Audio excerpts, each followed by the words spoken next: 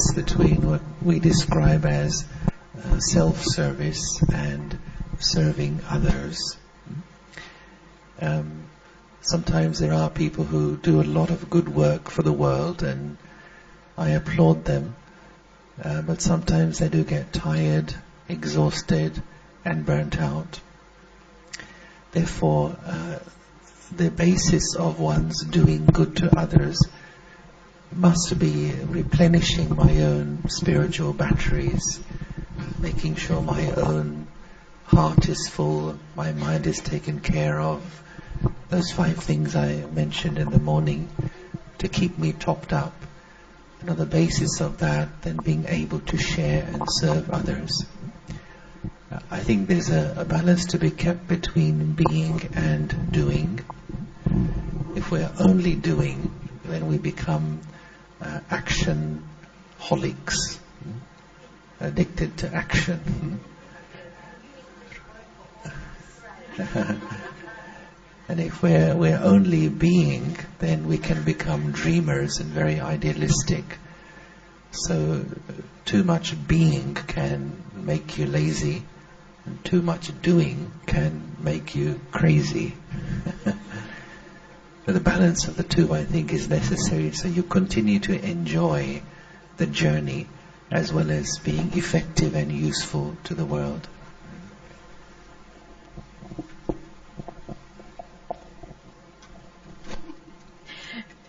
Fyoko-san, you didn't have time to tell us your full story, but you said at the age of 23, you really had an experience that awoke the passion, really, to serve the world with compassion.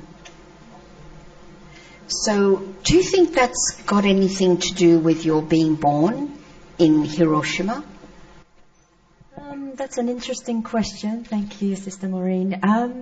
So I'm not sure whether it has to do with myself being born in Hiroshima, actually. But what happened was when I was 23, I was in Hawaii. I lived in Hawaii for 15 years. Just to give you a background, I teach at the university, Global Citizenship and Peace.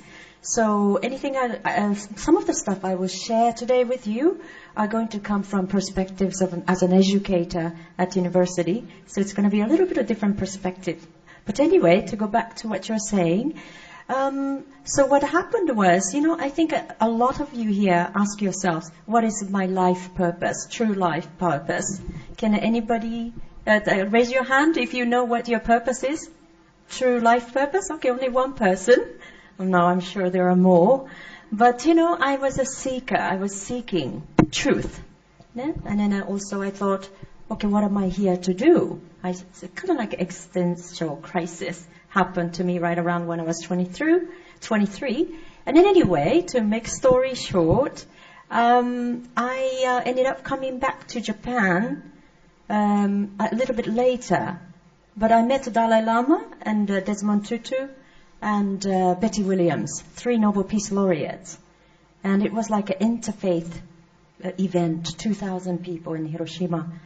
And I was absolutely inspired by their message of peace for Hiroshima and for the world. And I thought, okay, am I going to live my life like this without doing anything? No?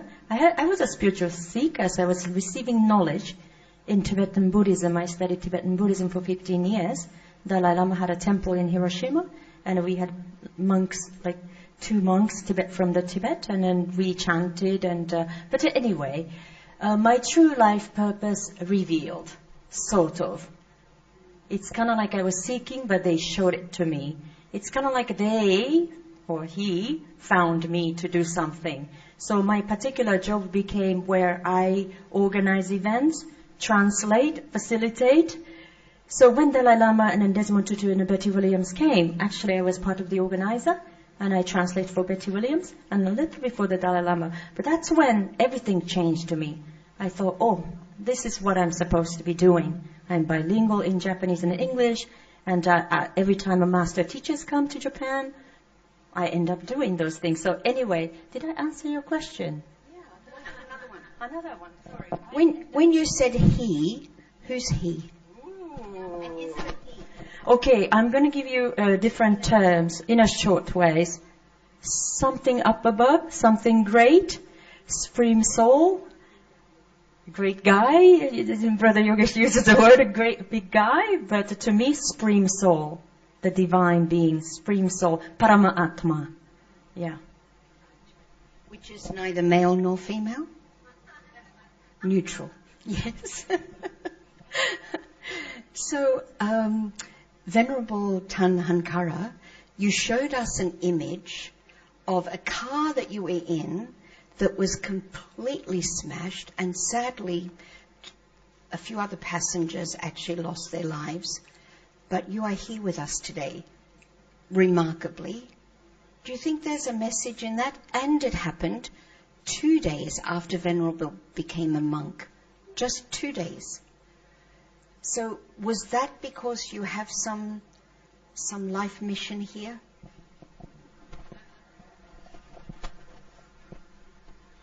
Certainly, yes. That is, I have some spiritual help or from the nature. That is, as soon as just 2 days after become a monk, the accident took place, and I survived, luckily, with a lot of serious injuries, and others who lost their lives. So what I believe was that from the nature or with my past, whatever I have given, I have received back. What we normally believe is that for the whatever we have given, we are getting back. So that is what happened, and that is how it was saved me. And I was sick for about 2.5 years. Now I'm okay, and all this gives me the opportunity to be more on spiritual aspect of the life. And like I was told earlier also, we have something we have done in our past life. That is why we all were met here. None of us not related to this. We were from different angles, different avenues, different countries, different cultures, but we have done the same thing in our previous birth also. That is what I have felt. Yeah, it's very, it was a miracle looking at the car itself. Yeah. And Brother Yogesh, you were sharing with us, the purpose that Fyoko-san feels for herself is compassion, and you were sharing that your purpose is living in the now. Can you just add a little to that? My motto is living in this moment, that is mindfulness.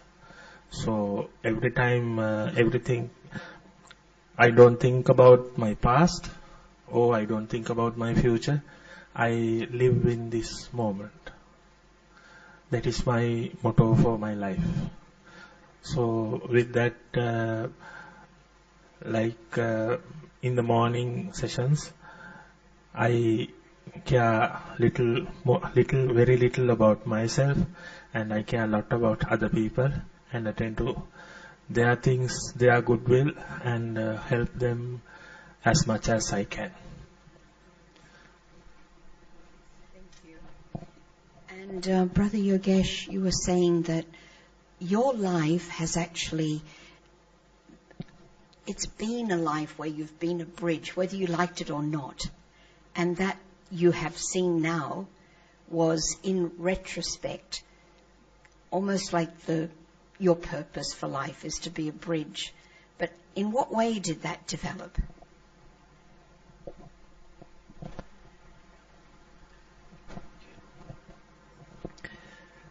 was mentioning that a little earlier, that when I look back over my life, I've always been in the middle of two worlds. So, for example, I grew up in the UK. I'm a UK citizen, but let's say I'm not ethnically British. When I go to India, ethnically I am Indian, but even when I am there, people quickly know this guy is not from here, he lives abroad. So I'm between the two worlds. And in many, many aspects of my life, I've been like that, between two worlds. But then I began to see it as an advantage, that it has helped me to understand different cultures, different religions, different nationalities.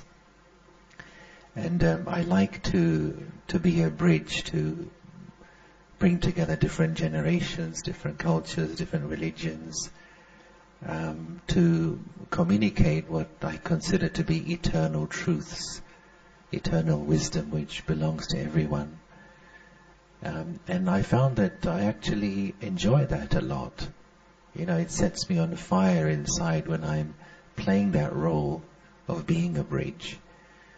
Then I also look at my education and so on. So I feel in a way that that's equipped me to be able to play the role. Took some time to realize it, but when it became clear to me, then it made me very focused, and I'm very grateful for that. That clarity came to help me to live my purpose. Okay.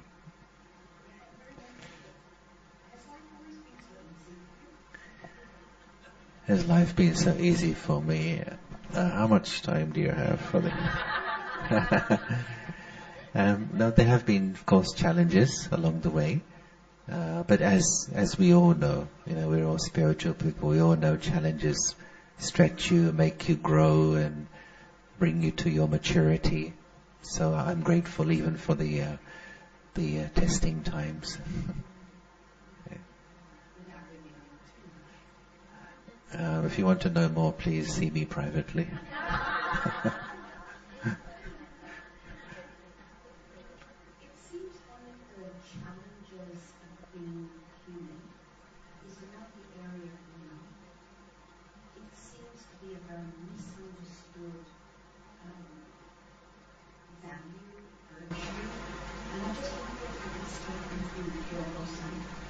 I've got one to share with you. Okay. What is your understanding of love? How do you live it? Thank you. That's a beautiful question. We learned a lot from Sister Sarah about self-compassion. So to me, well, personally, but also generally speaking, this is something I heard from one of the senior sisters. For the translator, I'm speaking too fast. I work as a translator and I should have compassion for you, right? I'm sorry, my understanding wasn't there. I translate for Brother Yogesh quite a bit, so I did, so I know how to slow down. Love, I think humans, let's go back to what it means to be human being, or to be human. Well, I think this is something, it's not coming from me, but I completely resonated with what the senior sister, the BK said. We humans are made of love. So if you think about Earth, 70% more than that is made of ocean, water, right? Our body, human body, is also made of 70%, 80% water. So if we are made of love, of course we get thirsty and we get hungry for love. So, without water, we cannot live for more than 2 weeks or something. Without food, we can live a lot longer. But why do we crave? Crave is not a good word. Why do we long? Why do we want to love people or somebody?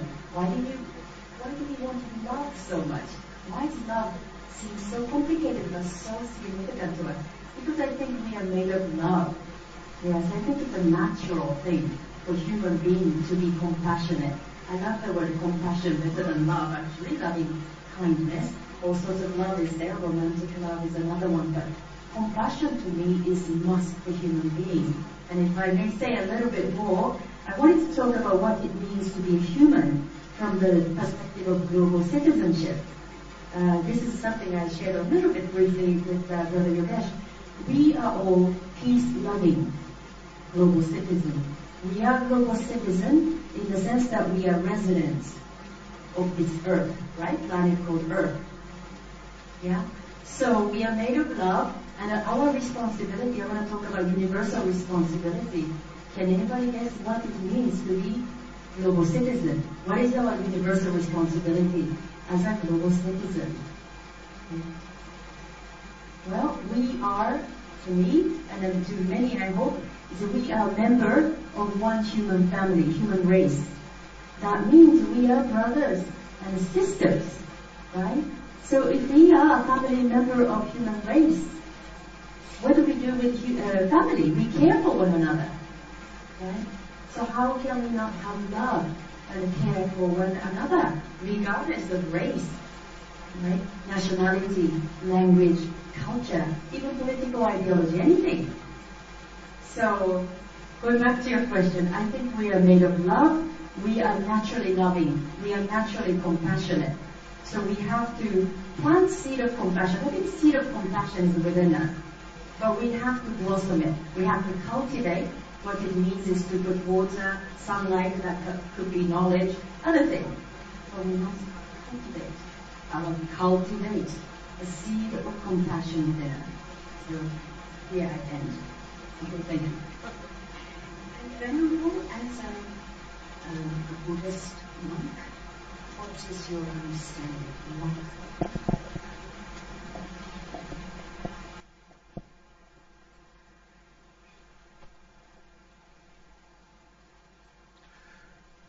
It's kind-hearted, and what Buddha said was that the whole world depended on love. And when you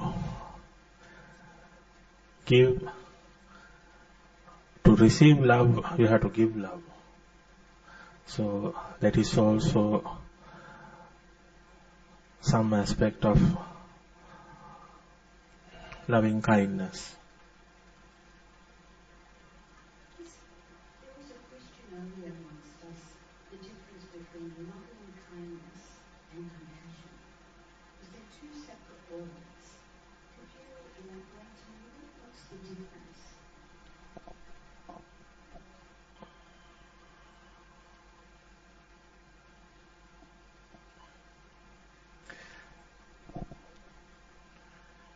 In Buddhist terms, if we just can go to the beginning of the session saying that the being human. In Buddhist terms, being human might be seen as cultivating wholesome qualities and developing mindfulness and living in harmony with the natural order, or that is called Dhamma. So it's about realizing of our full potential as humans and living in a life of virtue, wisdom and compassion.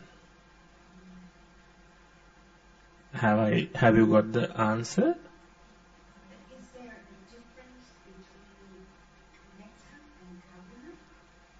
Is it the same? But it's the same, no? Metta, mudita, karuna, upeksha. 4 qualities. Right. Because I've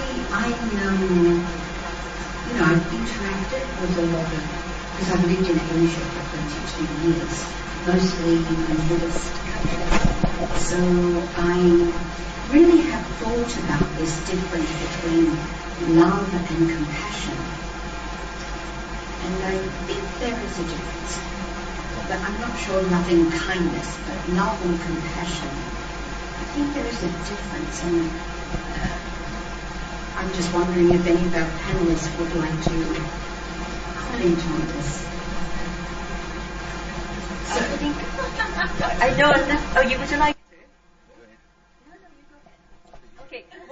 One sentence. I just say one sentence I learned about compassion. I know why I can say this, because when we write compassion in Japanese language, it's called a jihi. So maybe Chinese people here, maybe share the same characters, jihi. When you look at the characters, the symbols, mercy, the word mercy is there for others' grief, suffering, sadness. So it's quite a different from love that we think, the romantic, not just romantic love, of course love is so deep, but compassion, when it comes to compassion, it's more merciful love, merciful, mercy for others. That's why I'm asking, because, love is not just romantic. That's the problem, I think, in our world. A lot of the suffering we have is because of our misunderstanding and also our hunger for love. And that's one of our very good writers, Mike George, elaborates and says that the marketing people, anyone who wants to marketing? I'm sorry, but he used to work in marketing. So he says that in marketing, they learn our psychology. And they know that we are hungry for love. So the marketing people are making a lot of dollars out of our need for love. They say, have this sari. If you have this sari, people will love you. If you have this telephone, people will love you. And we are being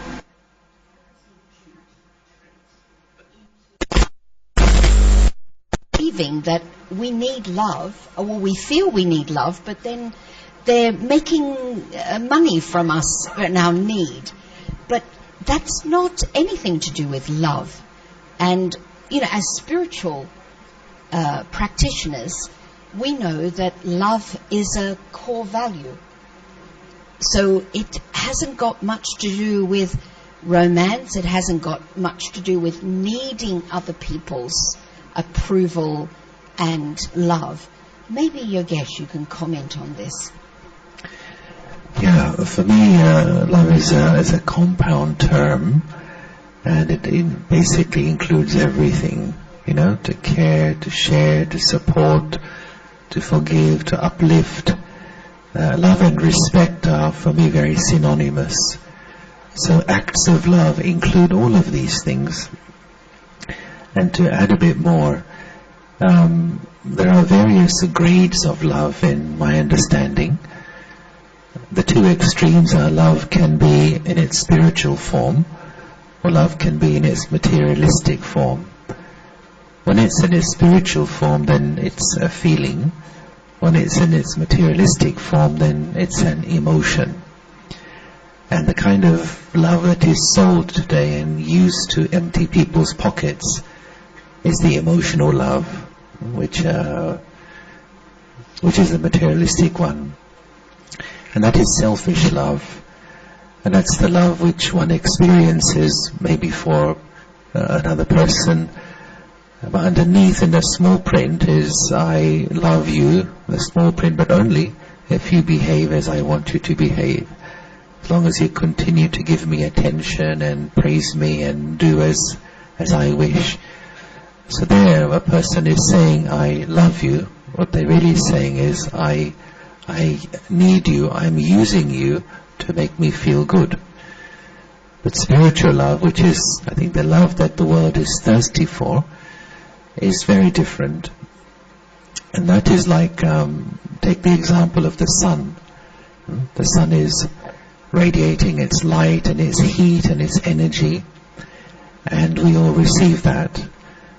Let's say one particular day we close the curtains and we block the sun. It doesn't really bother the sun. The sun does not get upset. The next day the sun will not say, yesterday you people blocked me out, so today I'm not shining on you. I think when our love is spiritual, then you are expressing it because that's what you are. And you are feeling it, you're expressing it to everyone and everything. But when your behavior reduces my love, it means that love was selfish love, emotional love, which is the one which pretty much all people in the world experience today. So I think what we do as meditative spiritual people, we are emerging, giving life to the seeds of love within us, helping them to come out, experiencing that, and then expressing it to anyone and everyone. Thank you. And I did, because the Brahma Kumaris is known as a world spiritual university at the UN, and that was our original, that is the name of the organization, but many countries don't acknowledge us as a university, understandably. So for me, the Brahma Kumaris is a university. It's a place to study. And I guess I did my bachelor's at least in love. I studied love for at least 10 years. I asked people, what is love? So it's a particular, I guess, interest of mine. And the definition that I came up with was, I learned from actually Scott Peck, was love is to extend yourself for your own or another's spiritual growth. And why I like that is when we extend ourselves, we grow and the other person grows. When, so it's both are served in that. And although perhaps in some traditions love is not mentioned very much as a word, because I think people keep away from it because it's so misunderstood and mixed with romance and other things, and that selfishness. But definitely in your life you have extended yourself so that you can grow and others can grow. Do you think this is a good definition, Venerable? Yes, it's a good definition because in monkhood also we offer everyone the lessons or the teachings or everything. We don't expect anything in return. We offer this mindfulness or the Dhamma talks or the Dhamma Sutta or whatever everything what we offer the lay people or the fellow monks. We don't expect anything in return. Yeah, but another way you extend yourself is your very life. You've renounced the world. You're not, you used to be a businessman, I believe, or a finance person. Finance person. I'm sure you had some wealth, but now it means nothing. It's not what you are seeking. You are seeking to serve. I couldn't mention you all earlier that actually I was a chartered accountant and a member of the Sri Lanka Financial Service. And as I told you all earlier, like in the small time when I was about 6-7 years, we started doing meditation and studying the spiritual life. And when I was about 19-20, I had a target that I'll become a monk by 35. But I couldn't achieve it by 35, so it happened around 37. Pretty close. So with that, at present moment, I don't own car or any valuables or any properties under my name. Last week also in a session I was told this. I only own 2 mobile phones, 1 laptop and 2 sets of robes and 1 set of spectacles. That's all what I own under my name. So before I become a monk, I gave up everything, and all these things were not earned by me, because after I become a monk, people have donated me. So these are the things I have. Yes, and I'm sure the 2 phones and the laptop are to serve. Yes. Yes. 2 phones actually. Not to surf, but to serve. That is also a good question, because the fund over there is given by my chief monk. Yeah. Because that's with GPS, so he can see where I am. Oh no! Because he says that even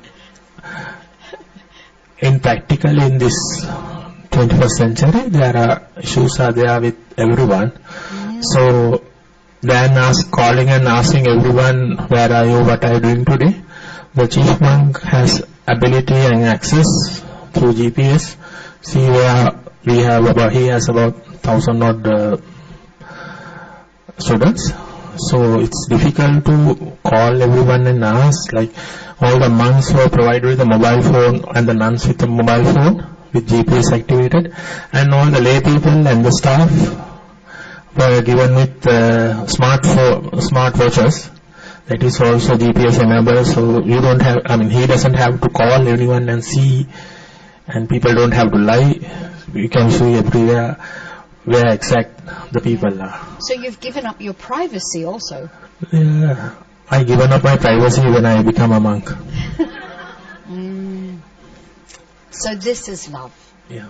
Because everything is for others. So you have extended yourself, no doubt, to just grow in being able to leave all the comforts of the world. Yes, that is true, because in being a monk, we out of 24 hours what we have per day, we have 6 hours, we have allocated 6 hours for sleep, and rest is to work for the community, and for the lay people or the fellow monks or for the whole universe. Yes. So it's a great opportunity to serve everyone, like we don't see anything in return, and I see this as a good opportunity for me. Yeah. Thank you. Thank you so for much sharing giving so me honestly. this opportunity. So when we talk about these qualities like happy, we say being human, is being compassionate, it's being loving, being peaceful. But a lot of the times we don't even understand what those words mean. For example, love, unless we really, think deeply, we don't know what these words mean. Another word that's very elusive is happiness. So who would like to first respond to what is happiness and how do we attain it? Because most happiness is, again, quite materialistic when we, the ones being offered us. So we have to look at a different level for our happiness. So who would like to respond? Fyoko, you've got...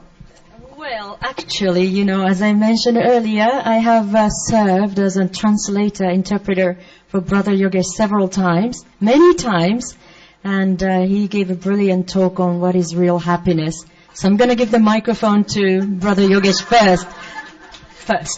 Oh, yeah, that's right. It's karma, I suppose. Well, it's as you say, most happiness which is in the world today is really having a good time. It's not really happiness, it's just having a good time or enjoying yourself or pleasure, which is the lowest form of happiness. In my experience, there are a few ingredients which need to be looked at to really experience deep inner happiness. One of those is having a sense of contribution, to be able to contribute in some way, to help others, to express the best within you and share it with the world. Another important aspect is having a clear sense of purpose in your life. I found when I was not clear about purpose, although I had other things, but I felt frustrated. What is my purpose? And when sense of purpose became clear to me, then I got focused. And with focus comes determination. And with determination you can actually do something and, live a life and be useful. Another interesting thing, which maybe we'll talk about tomorrow, is overcoming these temporary desires, which are the thieves of happiness. So the desires for appreciation, the desire to be acknowledged, the desire for attention, the desire for some kind of praise, very, very subtle things, but they steal our inner happiness. And then of course there is in our relationships with other people, coming from a space of fullness rather than a space of need. And as earlier expectations were mentioned, one thing I find is that you don't realize you have expectations until they are not met. When the expectation is not met, then you feel disappointed. That's an indication I had a hidden expectation to be honored in some way or praised in some way. So it takes a lot of inner work to get beyond all these things. But happiness, for me, out of all the qualities you mentioned, for me it's the main one. I enjoy being happy, and I enjoy making others happy. And the best example of happiness I can think of is a little puppy. Now, we've got two here, by the way, in the ground. Some of you may have seen them. They don't need anything to be happy. They're just bundles of joy. And so when I see a little puppy, I think, you know something, and I have to learn that from you. And of course, when we're very young children, the joy is just natural and innocent.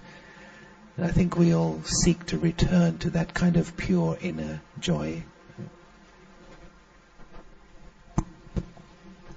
Now I have to go. Okay, after that, he covered pretty much everything. But, okay, why don't I talk about my own experience, what worked for me to be happy. So, yes, if somebody asks me, am I happy? Most of the time, yes, I am happy. I consider myself to be a very happy person now. It wasn't the case maybe 5-10 years ago. I wasn't unhappy always, but I had ups and downs. But the secret I discovered through Raja Yoga teaching, you own your happiness. Be happy no matter what. It's your birthright, right? And once I really started to practice that, I started to have that as like a mantra. No matter what, regardless of what happens, regardless of how people treat me or what other people say about me, I own my own happiness. So I really started to practice that and I experimented a lot, like building muscle. It took me good 7 to 10 years, maybe 5 to 7 years, really building the muscle. And I feel light, and most of the time I'm really happy. And as Brother Yogesh said, when do I feel happiest? When I serve, when my actions are in alignment with the divine intention, when I do what I'm supposed to be doing on earth in this lifetime, I feel happiest. I feel joy. Yeah. Thank you. Venerable, would you like to add anything? Yes, no? Nope. So it does give us, we started a little bit late, so we're taking a few minutes extra. Any questions from any of you?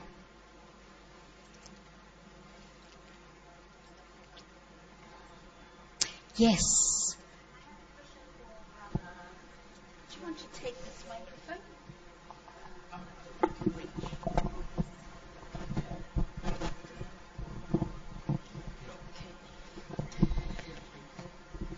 quite simple question. You mentioned about love earlier. Can you define the word love and unconditional love?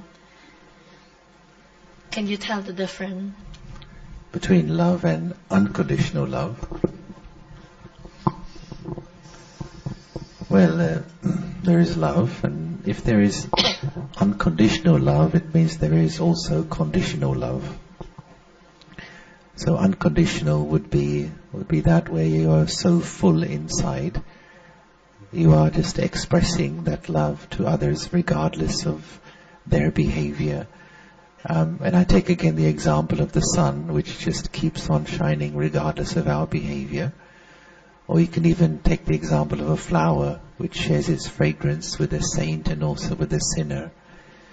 So in that sense you are in a state of spiritual empowerment. When you're spiritually strong, the capacity to share love is very high and it comes out of you quite naturally. With conditional love is where we are spiritually weak, and therefore our love only goes so far. Only if the conditions are met, then the love continues. It's connected with our inner spiritual strength, I would say. Okay. Thank you. Any other questions?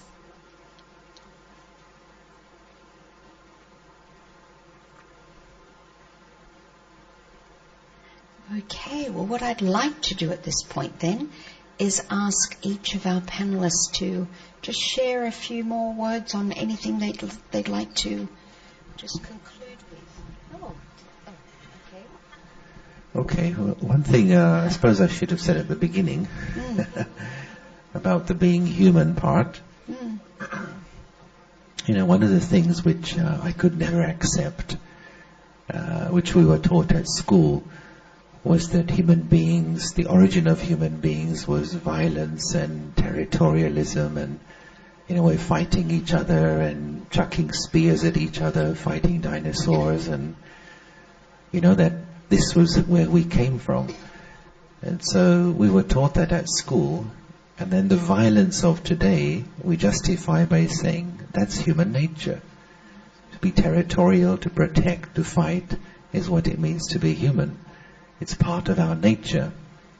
And they use the phrase, the animal part of us. But they never talk about the divine part of us.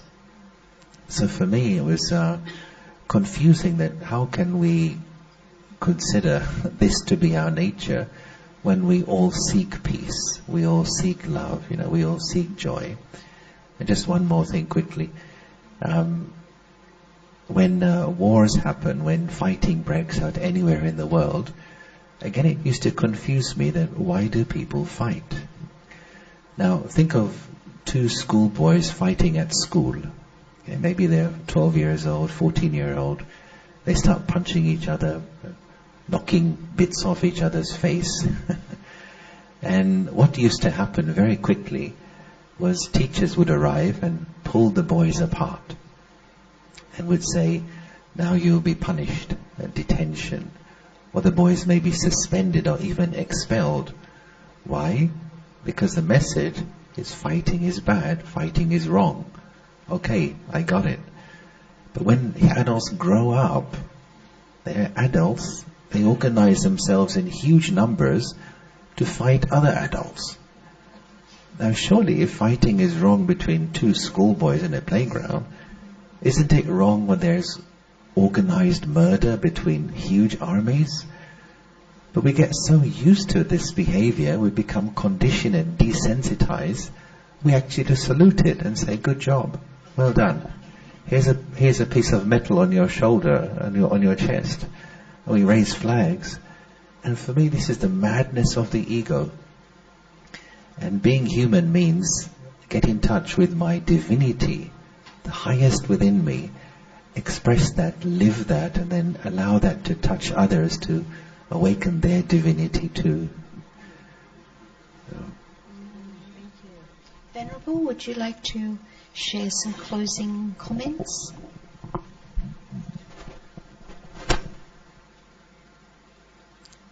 When we take about that human being of the beginning, The key differences lies in the emphasis of being a human being focuses on the physical and biological aspects, while being human highlights the qualities and characteristics that make us truly human. And in Buddhism, the path awakening, that nirvana,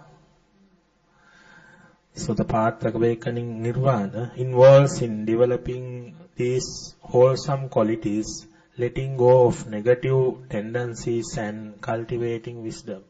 Yes. By doing so, one can become a truly awakened human being. Yeah. So as Buddhist monks also, our final target is that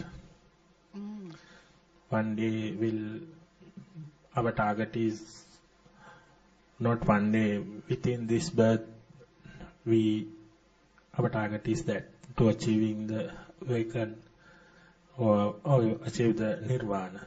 Yeah. Thank you. Thank you. And yes. Yes, so final word. I'd like to share what the Dalai Lama shared. This is the peace message he gave to Hiroshima.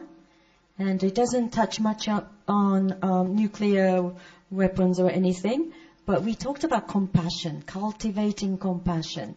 So he talked about how it is important for us to care for one another.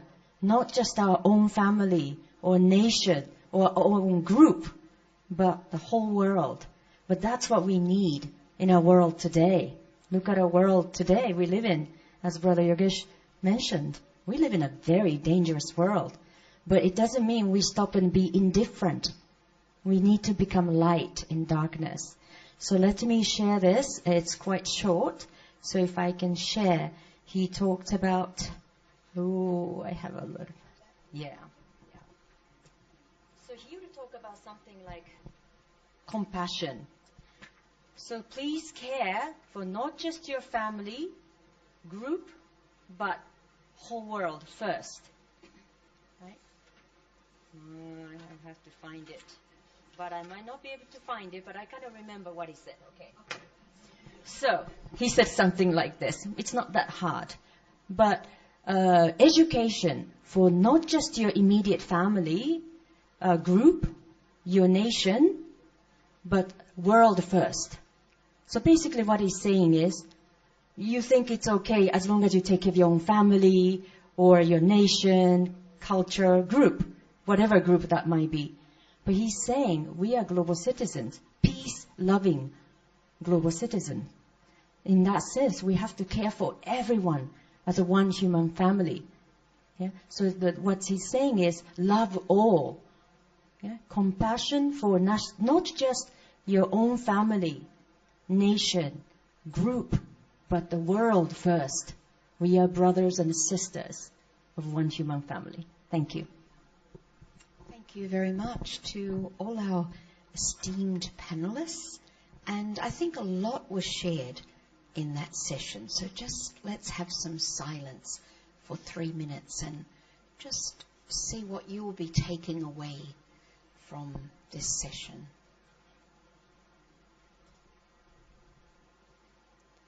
Om Shanti. So, Yogesh Bhai, we're back at what time then? Because we were going to have a little break. 5-minute break, and then we'll come back for meditation. So we'll be able to have a little bit, half an hour, 45 minutes meditation before we have dinner. But there is an announcement from Amita and Charuni that if anyone's got an item for tonight's spiritual entertainment, they'd like you to give your item to them so they can. Amita, Amita, you all know Amita. She was the one doing the exercise this morning. So maybe if you just come over here at the end and anyone just see Amita if you have any items to add. But we're looking forward after dinner to some spiritual entertainment from all of you. Okay, thank you, Shanti.